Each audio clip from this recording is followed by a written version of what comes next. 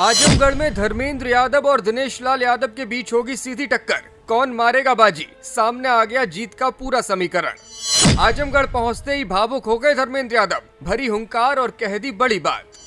निरहुआ को सताने लगा हार का डर, देने लगे चुनौती, परिवारवाद की बात कहकर घेरने की कोशिश की। जमाली का साथ और पुराना इतिहास सेट कर देगा सपा का गणित, सपाई बोले जीत पक्की है।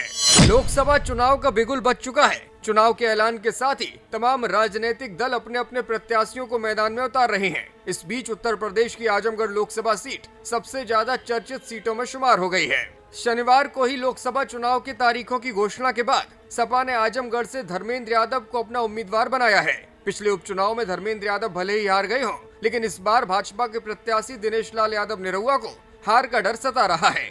आजमगढ़ को सपा का गढ़ हमेशा से माना जाता रहा है। खुद सपा मुखिया मुलायम सिंह यादव यहां से सांसद रहे हैं और उसके बाद अखिलेश यादव भी यहीं से संसद जा चुके हैं। विधानसभा चुनाव 2022 के बाद यहां के समीकरण जरूर कुछ बदले, लेकिन अब धर्मेंद्र यादव पूरी ताकत के साथ मैदान में ताल ठोकने को तैयार हैं और गुड्डू जमाली का साथ जीत का इतिहास रचने के लिए प्रेरित कर रहा है। आजमगढ़ पहुंचते ही धर्मेंद्र यादव भावुक हो गए। उन्होंने अखिलेश यादव का आभार व्यक्त किया और कहा कि मुझे फिर से आजमगढ़ भेजने के लिए मैं पार्टी का आभार प्रदर्शित करता हूं। उन्होंने कहा कि एक और आजमगढ़ जहां श्रद्धेय नेताजी की धड़कन है, जहां से श्रद्धेय नेताजी को आजमगढ़ की सरजमी ने अपना अपार स्नेह और आशीर्वाद दिया, वहीं दूसरी ओर आजमगढ़ की महान देवतुल्य जनता ने हमारे राष्ट्रीय अध्यक्ष अखिलेश यादव, स्वर्गीय चंद्रजीत यादव, स्वर्गीय राम नरेश यादव समेत तमाम समाजवादी पुरोधाओं को अपना आशीर्वाद दिया है। धर्मेंद्र ने कहा कि मुझे आशा ही नहीं पूर्ण विश्वास है कि आजमगढ़ की जनता हमें अपना आशीर्वाद इस बार देगी और हम सब मिलकर श्रद्धेय नेताजी के सपनों और विचारों को आगे बढ़ाते हुए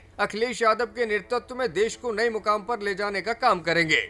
आपको बता दें कि विधानसभा चुनावों के बाद अखिलेश यादव ने आजमगढ़ लोकसभा सीट को छोड़ने का ऐलान किया था, जिसके बाद यहां उपचुनाव हुआ और सपा ने धर्मेंद्र यादव को मैदान में उतारा था। भाजपा ने इस सीट पर यादव चेहरे के तौर पर दिनेश लाल यादव निरहुआ को टिकट दिया था। उस वक्त सुभाषपा और सपा के बीच गठबंधन था, लेकिन इसके बावजूद धर्मेंद्र यादव को हार मिली थी। अगर अब आजमगढ़ लोकसभा सीट पर नजर डाली जाए तो पता चलता है कि इस लोकसभा में यादव मतदाताओं की संख्या लगभग 3.5 लाख है, जबकि मुस्लिम मतदाता भी लगभग 3 लाख है। यही कारण है कि यहाँ पर मुस्लिम और यादव गठजोड़ जीत की गारंटी बन जाता है। पुराने आंकड़ों पर नजर डालें तो भारतीय जनता पार्टी जहां पूर्वांचल में बनारस समेत आसपास के जिलों में काफी मजबूत है, वहीं आजमगढ़ और आसपास की सीटों पर सपा की स्थिति मजबूत नजर आती है। ऐसे में भारतीय जनता पार्टी भले ही पूरा फोकस आजमगढ़ पर कर रही हो, लेकिन धर्मेंद्र यादव की जीत यहां से आसान दिखाई दे रही है। भाजपा ने यादव वोटर्स को अपने पक्ष में करने के लिए मध्य प्रदेश के सीएम मोहन यादव को चुनावी प्रचार के लिए बुलाया था। इसके कुछ ही दिन बाद प्रधानमंत्री मोदी भी खुद आजमगढ़ में एक जनसभा को संबोधित कर चुके हैं। पिछले चुनाव में धर्मेंद्र यादव की हार का एकमात्र कारण बसपा प्रत्याशी गुड्डू जमाली को माना जा रहा था। गुड्डू जमाली अब समाजवादी पार्टी में शामिल हो चुके हैं, इसीलिए इस सीट के समीकरण अब पूरी तरह से उलट गए हैं। भाजपा के लिए सीट जीतना